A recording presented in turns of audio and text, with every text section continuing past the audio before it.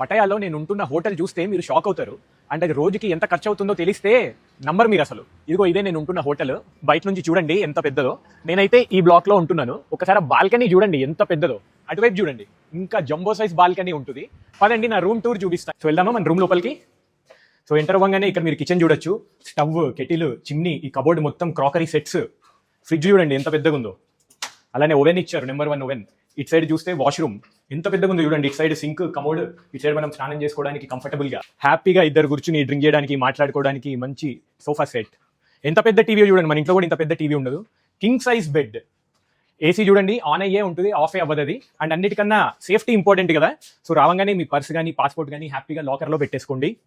చక్కగా dressing table చూడండి ఎంత పెద్ద అద్దమో. హ్యాపీగా రెడీ అవ్వచ్చు. అండ్ ఇప్పుడు అన్నిటికన్నా ఇంట్రెస్టింగ్ చూపిస్తాం మీకు. చూడండి చూసారా బాల్కనీ ఎంత పెద్దదో. ఆహా, హ్యాపీగా ఇక్కడ బయట కుర్చీలు వేసుకుని ఒక బీర్ తీసుకుని మంచి స్టార్టర్ తీసుకుని తింటూ పటాయా మొత్తం చూడొచ్చు హ్యాపీగా. చూసారా ఎంత బాగుందో. అసలైన విషయం చెప్పనా, ఇంత మంచి హోటల్ రేట్ ఎంతో తెలిస్తే షాక్ అవుతారు.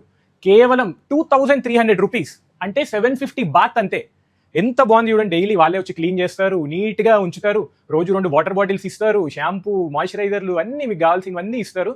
అదే మన ఇండియాలో మనం 10,000 పెట్టినా కూడా ఇంత మంచిది రాదు. చూసారా, ఫారెన్ ట్రిప్ మంచి బడ్జెట్లో కంఫర్టబుల్గా వెళ్ళొచ్చు మనం ప్లాన్ చేసుకుంటే.